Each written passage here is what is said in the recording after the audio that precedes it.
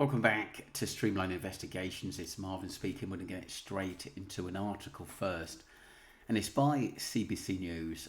Dr. Charles with given Friends star Matthew Perry ketamine agrees to plead guilty. Dr. Salvador Plasencia to plead guilty to 4 accounts of distribution of ketamine, federal prosecutors say.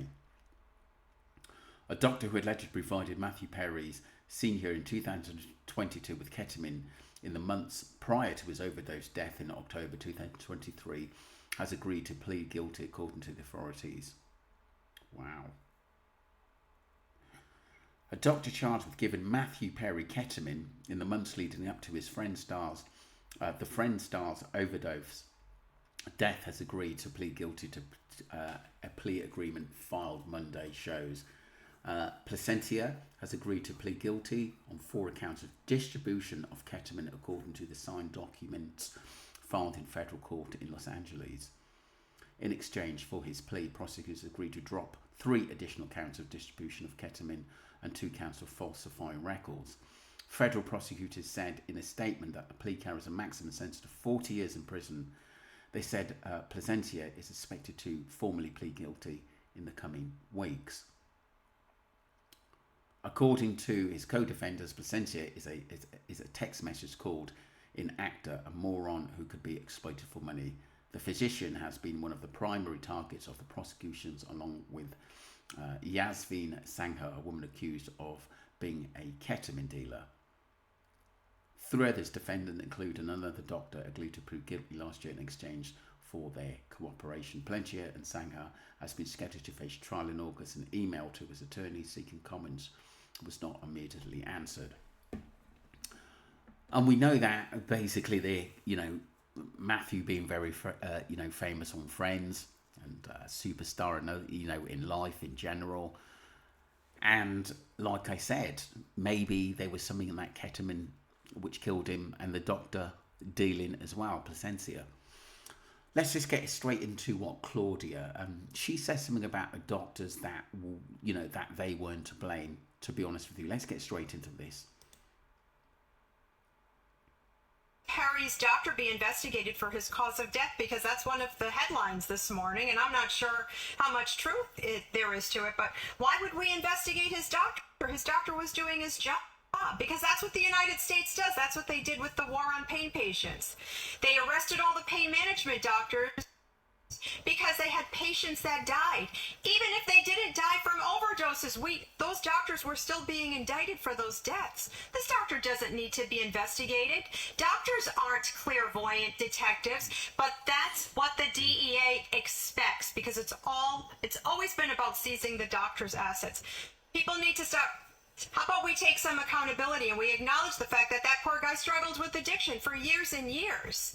Let's stop vilifying doctors for doing their job. And thank you so much for supporting our Patreon subscription page. The name of it is the Doctor Patient Forum. We are lobbying for a DEA oversight hearing to protect these physicians. Will Matthew Perry's doctor... to be honest with you, my point is that whatever doctor that someone says prescribed Suboxone and ketamine should lose their license. That's a deadly combo. It seems like to me he was taking a mixture of drugs, and that was one of the reasons why he did die. Addicts will always be addicts no matter how many drugs, and they try to outlaw, they will find something new. I've seen this shooting up at Welbitron now. Stephanie says, when will this shite ever end? Doctors should never be liable to an overdose unless the prescriptions instructs themselves are deadly. Well, to be honest with you, look, Matthew's doctor was supposed to basically help him, not sort of render him to his death and help him to die because he had an addiction. And I believe it should be looked into, and that's one of the reasons why it's in court, because like I said, he never should have been given those drugs. And it looks like to me he was buying them technically through the back door, so this doctor is technically a part of drug dealing. Let's move on to part 2, people. This is part 2 by Muggles.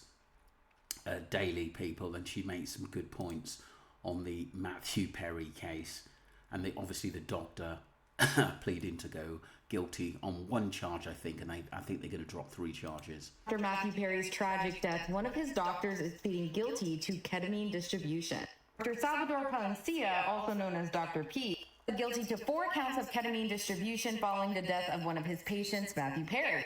In October of 2023, the Friend star was found unresponsive face down in his jacuzzi at home. He later found out it was due to a ketamine overdose that was prescribed to him.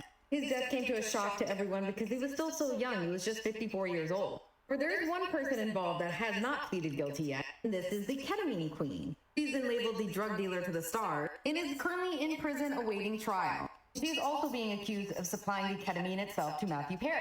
Out of the 5 people arrested in connection to Matthew Perry's death, Dr. P is the 4th to plead guilty and take the plea deal, which could be up to 40 years in prison. While the one woman / ketamine queen has decided to plead not guilty, the court date is set for August of this year. I'm personally happy to see something happen because these doctors should have been protecting him, not writing him the scripts that will possibly kill him. Very, very true. Very true, Mogul Staley. I think she made a couple of good points there, and they're trying to help him not to kill him. I think they knew that they were making money, quite a bit of money from the side, off him and give him what he wanted. But that's come back to haunt them because, like I said, obviously Matthew eventually lost his life due to drug abuse. And it doesn't help a doctor being involved and a dealer being involved as well.